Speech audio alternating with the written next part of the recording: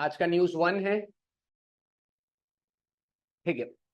UNESCO का goodwill ambassador पहली बार बनाया है। क्वेश्चन क्या है? यूनेस्को का पहली बार गुडविल एम्बेसडर बनाया गया है फॉर द यूथ, और वो कौन बना है? 17। ठीक है, ये ऐसा पहली बार हुआ है कि यूनेस्को ने अपना यूथ एम्बेसडर किसी को बनाया है। अब ये 17 क्या है नीचे मैं बताऊंगा। वेल ये 17 क्या है बेटा, आप सबने देखा होगा, कोरियन के ड्रामा दिखता है कोई? गर्ल्स तो पक्का दिखती होगी, है ना बेटा? हाँ, 17 बैंड का एक नाम है, पॉप बैंड है, कोरियन कोरियन ड्रामा अगर आप देखोगे तो ये सिंगर्स का एक 17 मतलब ग्रुप ऑफ 17 एक लोग है जो कोरिया में सिंगिंग और सारी चीजें करती है, तो उन्हें यूनेस्को का गुडविल एम्बेसडर बनाया गया है फॉर द यूथ। अब यूनेस्को के बारे में देख लेते हैं। हर बार मैं खुद लिखाता था, इस बार मैंने यहाँ पर पहले से लिख के लाया है तो आपके लिए और आसानी होगी। ठीक है, यूनेस्को को स्टैब्लिश कब किया गया था? 16 नवंबर 1945 में। हेडक्वार्टर कहाँ हो जाएगा? पेरिस में। और डायरेक्टर कौन हो जाएगा? Audrey Azoulay. ये 3 फैक्ट्स आप यूनेस्को का लिख के रखिए जो अभी न्यूज में चल रहा है यूनेस्को का। इसके अलावा मैंने आगे भी लिखा है, मैं नेक्स्ट करूंगा वो आ जाएगा। यूनेस्को बेटा क्या है? एक इंटरनेशनल ऑर्गेनाइजेशन है। इंटरनेशनल ऑर्गेनाइजेशन है जिसका हेडक्वार्टर कहाँ है? डायरेक्ट क्वेश्चन ऐसे आ जाता है, हेडक्वार्टर कहाँ है? पेरिस। इसके पहले हमने एक बार FATF पढ़ा था, फाइनेंशियल एक्शन टास्क फोर्स, उसका हेडक्वार्टर भी पेरिस में ही है। आप लिख सकते हैं पेरिस में एक और FATF का हेडक्वार्टर है, दोनों याद रखिएगा। FATF का हेडक्वार्टर भी कहाँ है? पेरिस में।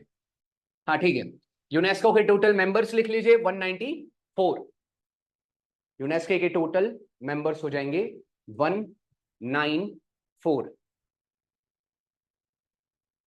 मोटो क्या है? Promoting world peace and security through education, arts and science.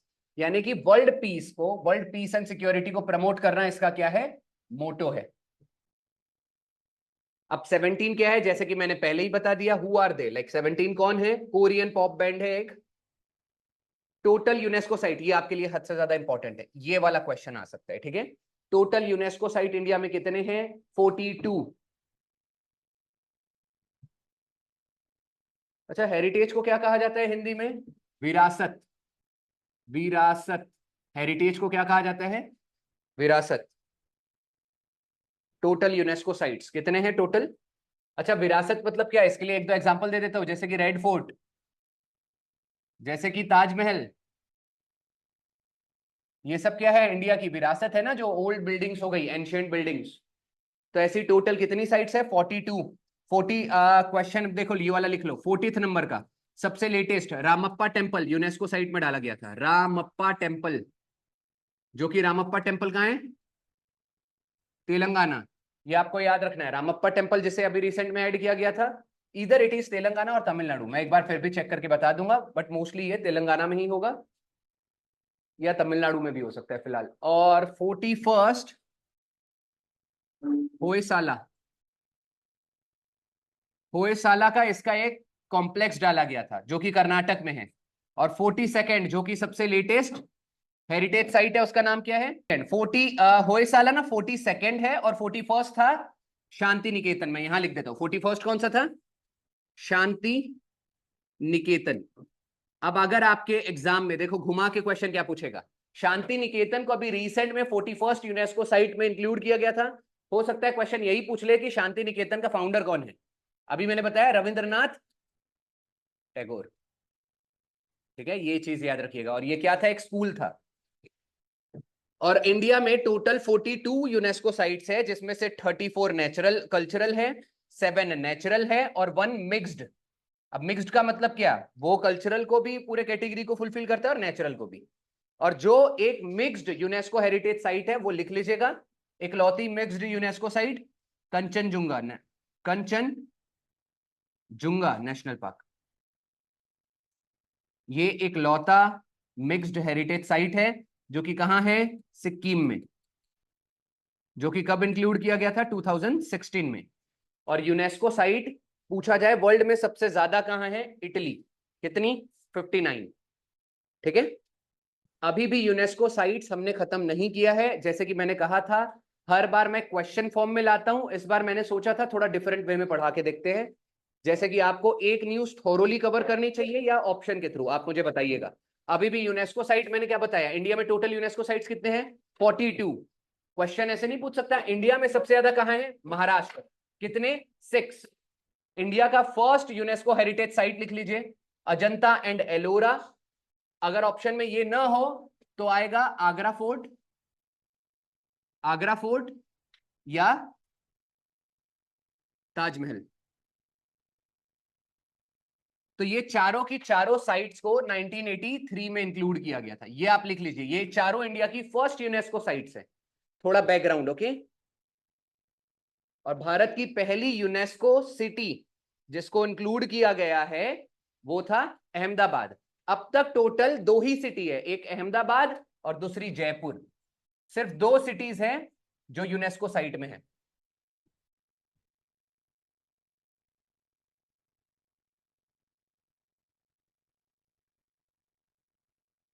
और ये धोलावीरा, क्या आपने हिस्ट्री थोड़ी बेसिक्स पढ़ी है? Dholavira Indian Indus Valley civilisation पता है?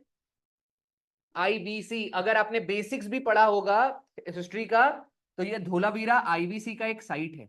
इंडस वैली सिविलाइजेशन जिसको हड़प्पा हड़प्पा सिविलाइजेशन पता है, तो उसमें एक साइट है, मतलब ये एक सिटी है जो कि आज के टाइम पे धोलावीरा कहाँ है? गुजरात में।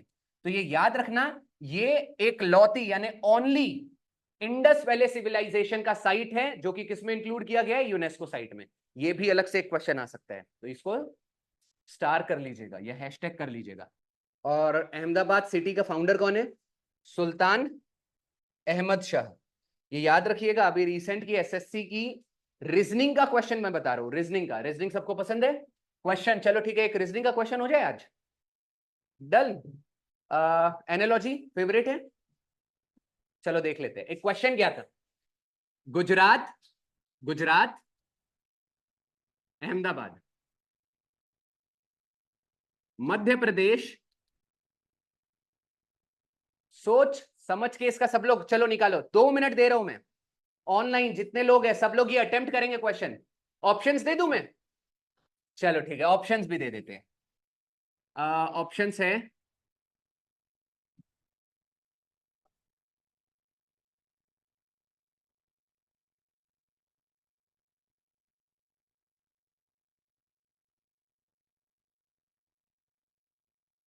ऑनलाइन जो देख रहे हैं उनको मैं ऑप्शंस रिपीट कर देता हूं, क्वेश्चन भी रिपीट कर देता हूं। क्वेश्चन क्या है एनालॉजी का? गुजरात का अहमदाबाद, तो रिलेशन बताना है आपको मध्य प्रदेश का क्या होगा? भोपाल, इंदौर, नागपुर या जबलपुर?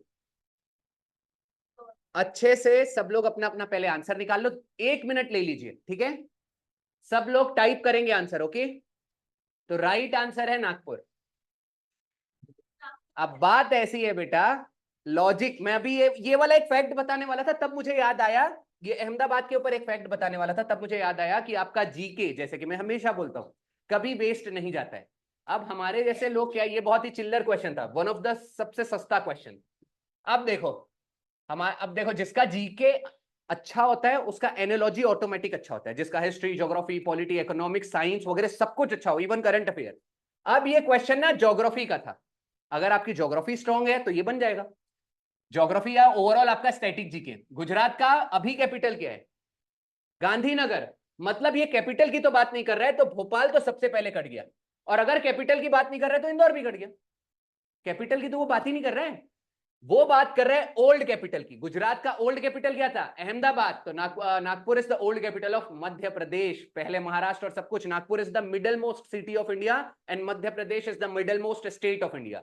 तो पहले नागपुर कहां आता था? मध्य प्रदेश रीजन में, और उस टाइम मध्य प्रदेश का पुराना नाम था सेंट्रल प्रोविंस। ऑनलाइन में तो किसी का आंसर ही नहीं आया, लैटिन है उनके लिए सब। तो एक बार अभी चलो ठीक है, फिलहाल एसएससी में मैं डंके की चोट पे बोलता, अभी भी आने वाला है CGL specially direct art form के ऊपर क्वेश्चन होता है, और इट इज माय एनालिसिस इतने साल का। आर्ट फॉर्म वैसे तो मैंने हमेशा कहा है पूरे के पूरे डांस और पूरे के पूरे आर्ट फॉर्म आपको लूसेंट से करना है, और मैंने बोला था बाकी चीजें आपको करंट अफेयर से करनी है। ये चीजें कहीं पर गिवन ही नहीं है, ये मैंने पीआईबी की साइट में डिटेल में अंदर घुस घुस के खोज के कौन से आर्ट फॉर्म थे ये निकाल के लाए। तो अभी फिलहाल इतनी चीजें न्यूज में चल रही है। चलो फिलहाल देख लेते हैं कि न्यूज क्या है। दुबई आर्ट सेंटर, ये एक इंस्टीट्यूट है, दुबई आर्ट सेंटर ने रिसेंटली हुनर एग्जीबिशन होस्ट किया है। तो आपको क्वेश्चन 2 तरीके से पूछेगा। पहला ये कि हुनर एग्जीबिशन इस साल कहां रखा गया, आंसर हो जाएगा दुबई। और दूसरे तरीके से क्वेश्चन के अंदर ही ये आंसर डाल देगा कि दुबई हुनर एग्जीबिशन दुबई में रखा गया था, किसने होस्ट किया, आंसर क्या हो जाएगा, दुबई आर्ट सेंटर। पहले ये लिख लीजिए। चलिए, दुबई का आपने ये लिखा हुनर एग्जीबिशन। एग्जीबिशन, अच्छा इसका मेन ये वाला लिखने का ये वाला अगर नहीं भी लिखा तो भी चलेगा। कुल मिला के एग्जीबिशन में क्या रखा गया है, अलग अलग तरह की पेंटिंग्स और म्यूरल्स। पेंटिंग और म्यूरल और ड्राइंग में फर्क क्या होता है, देखो बेटा, अगर कागज के ऊपर, एक पेपर के ऊपर अगर हम पेंटिंग करें तो उसे क्या कहा जाता है, ड्राइंग। अगर वही चीज हम दीवार के ऊपर कर ले पेंटिंग वेंटिंग तो उसे क्या कहा जाता है, murals. Word of the day आप सबके लिए, म्यूरल्स। ठीक है, म्यूरल्स मतलब वो जो वॉल के ऊपर आप देखे होंगे पुराने जमाने में वो पेंटिंग वेंटिंग की जाती थी। अब आ जाते हैं क्वेश्चन, डायरेक्ट क्या पूछा जाएगा, कौन से आर्ट फॉर्म हुनर एग्जीबिशन में इंक्लूड किए गए थे। अब वो ये है अइपन आर्ट, डायरेक्ट क्वेश्चन पूछा जाता है इवन केबीसी में। अइपन आर्ट फॉर्म किस राज्य का आर्ट फॉर्म है, ठीक है, ये पेंटिंग से आर्ट फॉर्म कहां का है, उत्तराखंड। दूसरा हो जाएगा मधुबनी पेंटिंग, जिसको मधुबन पेंटिंग भी कहा जाता है, या मधुबनी लिख लीजिए। मधुबनी पेंटिंग कहां की है, ये तो सबसे फेमस है, कहां की है, बिहार। वारली महाराष्ट्र। वाइब्रेंट म्यूरल्स, अच्छा वाइब्रेंट मतलब एक तरह से जोशीला, और इंसान अगर पढ़ा लिखा हो तो ज्यादा जोशीला रहता है, तो सबसे पढ़ा लिखा राज्य क्या हो जाएगा, केरला। और और ये मुराई आर्ट फॉर्म कहां का है, छत्तीसगढ़। इतना आपको याद रखना है। न्यूज 4 आज की, संजना, ये पता है, पता है, चलिए। संजना ठाकुर 26 साल की एक गर्ल है जिन्होंने रिसेंट में कॉमनवेल्थ शॉर्ट स्टोरी प्राइज जीता है। कॉमनवेल्थ शॉर्ट स्टोरी प्राइज जीता है। उनके किस वर्क के लिए, शॉर्ट स्टोरी किसी चीज पे तो लिखे होंगे, ऐश्वर्या राय उनकी स्टोरी का नाम है। ये छोटी सी एक यंग गर्ल है, सबको पता होगा ऐश्वर्या राय। फिर वो एक लड़के से मिलती है, दोनों में रिलेशनशिप आता है, फिर वो पटक पटक के मारता है, फिर उसके ऊपर पुलिस केस भी होता है। फिर वो ऐश्वर्या राय का पूरा स्ट्रगल दिखाया गया है कि उसने कैसे स्ट्रगल की, कैसे सुपरस्टार बनी, और आगे जाके कैसे कैसे क्या क्या हुआ है। ठीक है, फिलहाल ये याद रखना है। 26 साल की गर्ल है, कॉमनवेल्थ शॉर्ट स्टोरी प्राइज जीता है, नाम क्या है, संजना ठाकुर। और हाँ, कितना मिला है उसको, 5000 पाउंड्स। अच्छा, 5000 पाउंड्स यानी पता है कितना होता है, लगभग 5 लाख, यानी 5 लाख से थोड़ा कम, ज्यादा बड़ा प्राइज नहीं मिला है। और शॉर्ट स्टोरी, अच्छा ये शॉर्ट स्टोरी हमको कैसे पता चलेगा क्या होता है, शॉर्ट स्टोरी के लिए लेंथ भी डिसाइड किया गया है, 2000 से 5000 शब्द के अंदर ही स्टोरी लिखी होनी चाहिए। ठीक है, अब तक सिर्फ 3 इंडियंस है जिसको कॉमनवेल्थ शॉर्ट स्टोरी प्राइज मिला है, और ये है वो गर्ल। चलिए, फर्स्ट इंडियन कौन था, आपको फर्स्ट इंडियन केवल याद रखना है, ठीक है बेटा, ये कुलकर्णी 2016 में, और उनकी बुक का नाम क्या था, काउ एंड कंपनी। सेकंड नहीं भी लिखा तो भी चल जाएगा, बट ये इंपॉर्टेंट है, कई बार फर्स्ट आ जाता है। ठीक है, और अवार्ड सेरेमनी को इस बार प्रेजेंट किसने किया गया है, न्यूजीलैंड की farmer poet doctor Selena Marsh. Selena Gomez मत कर दीजिएगा, ठीक है। और ऑनलाइन ये जो भी सेरेमनी थी ये ऑनलाइन रखा गया था। प्राइस जो डिक्लेयर किया गया है ये ऑनलाइन रखा गया था, किसी पर्टिकुलर कंट्री ने होस्ट नहीं किए। चलिए, हाँ, कॉमनवेल्थ शॉर्ट स्टोरी प्राइज की शुरुआत कब हुई, 2012 में। जैसे कि मैंने बताया, वर्ड्स कितने किसके अंदर लिखना चाहिए, 2000 से 5000 वर्ड के अंदर लिखना चाहिए। रिवीजन के लिए क्या था, थोड़े दिन पहले मैंने बताया था, इंटरनेशनल बुकर प्राइज किसको मिला है, माइकल हॉफमैन, माइकल हॉफमैन। और अभी पेन पिंटर प्राइज किसको मिला है, अरुंधति रॉय। अरुंधति रॉय फर्स्ट फीमेल है, ये याद रखिएगा, फर्स्ट इंडियन फीमेल है जिसको कौन सा अवार्ड मिला था, बुकर प्राइज। किस बुक के लिए मिला था, गॉड ऑफ स्मॉल थिंग्स, ये भूलिएगा मत, गॉड ऑफ स्मॉल थिंग्स। मैं लिख के दे रहा हूं, कोई ना कोई एग्जाम में ये क्वेश्चन फंसेगा ही फंसेगा। इसको अभी 2000, इनकी एक बुक थी 2011 में, कश्मीर समथिंग इन्होंने बुक लिखा था, बुक का नाम क्या था, कश्मीर। 2007 में कंट्रोवर्सी बहुत हुई थी, उसके लिए इनको अभी रिसेंट में 13 साल 14 साल पुरानी चीजों के लिए अभी रिसेंट में इनके ऊपर केस फाइल किया गया है। और इनको पुलिस ने अभी धांधली के लिए अभी उठा के लेके गए थे, अभी सामने देखना पड़ेगा होता है क्या। अरुंधति रॉय छोटी मोटी ऑथर नहीं है, ये याद रखिएगा।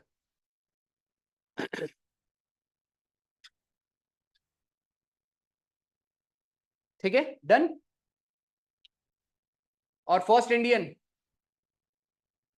इंडियन जिसको बुकर प्राइज मिला, सलमान रश्दी। सलमान रश्दी, ये भूलिएगा मत। किस बुक के लिए दिया गया था? Midnight children. मिडनाइट चिल्ड्रन, ये याद रखिए, दो चीजें। मैं एक बार ना आगे जाके अरुंधति रॉय, मैं लिख के दे रहा हूं, कंटिन्यू न्यूज में रहेगी। मैं एक आधा बार इनकी दो जो भी 4 से 5 बुक्स है वो कवर करा दूंगा। एक इनकी एक और बुक थी, the government of utmost happiness. ठीक है, अगर कोई लिखना चाहे तो लिख सकता है, the government of utmost happiness. 5वीं न्यूज आज की। ठीक है, पाकिस्तान ने अभी बेटा लॉन्च किया है। पाकिस्तान ने क्या किया है? अभी लॉन्च किया है न्यू मिलिट्री ऑपरेशन आजम इस्तेहकम। ठीक है, अच्छा ये पहली बार ऐसा नहीं, और आपने पता है ये वाला इन्होंने ऑपरेशन क्यों लॉन्च किया है? To control the terrorism in Pakistan. ठीक है, हालांकि ऐसा पहली बार नहीं है जो वो लोग कर रहे हैं। वो लोग 2001 से लेके पिछले 23 सालों में, 2001 से लेके आई थिंक ये 6वां ऑपरेशन है जो वो टेररिज्म को कंट्रोल करने के लिए कर रहे हैं। ये बहुत ज्यादा इंपॉर्टेंट न्यूज है अगेन आपके लिए। ठीक है, पाकिस्तान हमारा पड़ोसी मुल्क है, मतलब सॉरी देश है, तो आपको ये याद रहना चाहिए। और हाँ, क्या करने के लिए? To combat the rising violence and terrorism. और हाँ, ये इसको प्रेशराइज किया, operation launch due to China. China ने उसको प्रेशराइज किया है, बोला है आपको टेररिज्म को कंट्रोल करना है, इसलिए उन्होंने ये लॉन्च किया है ऑपरेशन। और देखिए, आजम इस्तेहकम का मतलब क्या होता है? टू रिजॉल्व फॉर स्टेबिलिटी, चीजों को ठीक करना, स्थिरता लाने के लिए, वो उसका मीनिंग हुआ। और पाकिस्तान का पीएम याद कर लीजिए अभी, शहबाज शरीफ। शहबाज शरीफ।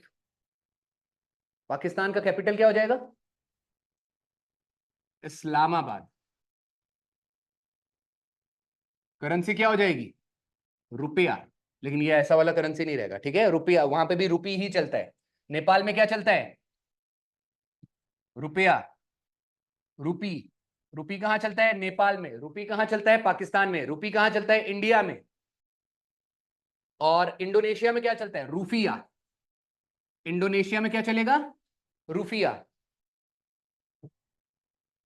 वैसे टोटल ऐसे श्रीलंका में भी रुपया ही चलता है। ठीक है, बस थोड़ा बहुत इधर उधर चेंज हो जाएगा, रुपया ना बोलते हुए रुपया बोला जाएगा, बट रहेगा वो रुपया ही। पूरी कंट्रीज, पूरे वर्ल्ड में आई थिंक 8 कंट्रीज है जहां रुपया या रुपया चलता है। उसका शॉर्टकट भी है, मैन मिस द पिक। इसके अंदर सब आ गया। चलो देखते हैं क्या क्या आ गया। आई थिंक ये होगा मॉलदीव्स, मेरे को अगर if I am not wrong, Maldives M से कोई होगा, एन से हो जाएगा नेपाल, एम से हो जाएगा मॉरिशियस, एस से हो जाएगा श्रीलंका। ठीक है, द तो काम का नहीं है। पी से हो जाएगा पाकिस्तान, आई से हो जाएगा इंडिया, और यहां ये वाला आई हो गया इंडोनेशिया। ठीक है, और ये हो जाएगा सीलोन। एक ये वाला हो जाएगा सेशल्स। तो ऐसे कुछ 7-8 कंट्रीज है जहां क्या चलता है? रुपया। 2001 से, जैसे मैंने बताया था, इन्होंने बहुत बार ऑपरेशन चलाया टेररिज्म को कम करने के लिए, बट आज तक टेररिज्म कम नहीं कर पाए। मतलब नकली वाला ऑपरेशन ये चलाते हैं।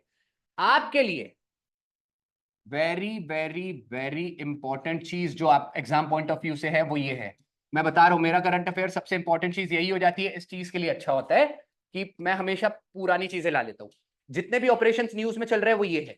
Operation conviction, Uttar Pradesh perform कर रहा है काउ स्लॉटरिंग को बैन करने के लिए, डायरेक्ट क्वेश्चन आएगा। Operation conviction. बम्बी बकेट, इस बार मैंने कुछ और लाया है। बम्बी बकेट में हमने जो आग बुझाई थी, कौन से हेलीकॉप्टर का यूज किया था? MI-17V5 हेलीकॉप्टर का नाम याद रखिएगा। ऑपरेशन इंद्रावती, हमने कहां पर? हैती में। अभी रिसेंट में रायट्स चल रहे थे, एक कियोस्क क्रिएट हुआ था, जिसके कारण वहां से हमको क्या करना था? हमारे इंडियंस को निकालना था और उसी के पड़ोसी देश में छोड़ना था। तो हमने ऑपरेशन इंद्रावती किस देश में परफॉर्म किया है? हैती में। क्यों किया है? वहां से इंडियंस को बाहर निकालने के लिए। ये चीजें याद रखनी है। ऑपरेशन कामधेनु जम्मू एंड कश्मीर में परफॉर्म किया गया है, कैटल स्मगलिंग को रोकने के लिए। किसके लिए? कैटल स्मगलिंग को रोकने के लिए। ऑपरेशन अरे यार,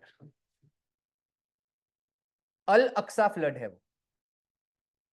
ऑपरेशन अल अक्सा फ्लड, ये किसने परफॉर्म किया है? ये परफॉर्म किया गया है, वो कौन सी एक इजराइल वर्सेस क्या चल रहा था, नहीं पैलेस्टीन नहीं, वो एक मिलिट्री मिलिटेंट ऑर्गेनाइजेशन था ना, हमास। ये याद रखिएगा, आपको डायरेक्ट ऐसे ही क्वेश्चन होगा, ठीक है। अल अक्सा फ्लड किसका था? हमास ने 5000 मिसाइल दाग दिया था इजराइल के ऊपर, तो उनके ऑपरेशन का नाम क्या था? अल अक्सा फ्लड। अब इसके रिटर्न में इजराइल ने जो जवाब दिया था उसका नाम था ऑपरेशन स्वॉर्ड्स ऑफ आयरन, ठीक है। स्वॉर्ड यानी क्या होता है? तलवार, ठीक है, तलवार, स्वॉर्ड्स ऑफ आयरन। और वैसे भी वो जो मिसाइल को रोकने के लिए उनका मिसाइल सिस्टम था, उस मिसाइल सिस्टम का नाम क्या था? आयरन डोम, आयरन डोम ही था, तो उनका इजीली आप ये नाम याद रख सकते हो। अभी रिसेंट में एक ऑपरेशन परफॉर्म किया गया है केरला के अंदर जिसका नाम है ऑपरेशन अमृत, तो आपके लिए होमवर्क रहेगा, थोड़ा देखिएगा ऑपरेशन अमृत किससे रिलेटेड है, ठीक है। थोड़े समय पहले ही ऑपरेशन अमृत चलाया गया था केरला में। मैंने थोड़े समय Kerala, I think it's Kerala और कर्नाटक, आई थिंक कर्नाटक में कभी हमने फेस्टिवल देखा था, एक फेस्टिवल, एक कोरोमंडल है east side, Malabar, Malabar festival किसने होस्ट किया इस बार? हमने लास्ट हमारे सेशन में ही देखा था, मालाबार फेस्टिवल 2024, और ये पहला ही एडिशन है। अगर आप ये भूल रहे हो बेटा तो आप अपने मार्क्स छोड़ रहे हो एग्जाम के, इतनी चीजें अच्छी बात नहीं है। लास्ट देखो क्या था। अच्छा, आप लोग करंट अफेयर एक ही नोटबुक में लिखते हो या अलग अलग? तो आपको अब तक पता है मेरी वहां वाली क्लास में अगर मैं कोई क्वेश्चन पूछ लूं तो बच्चों को 3-4 मिनट नहीं लगता, फट से पीछे देख के फट से आगे आ जाते हैं, यानी मैं उनको डांटू उसके पहले वो आंसर ही दे देते हैं, ठीक है। तो अब आपको तो बेटा आपको डांट थोड़ी सकते हैं, आप इतने बड़े हो गए हो, अच्छे से पढ़ना है, बार बार आपको कहा जाता है, ध्यान दीजिए, अच्छे से पढ़ाइए।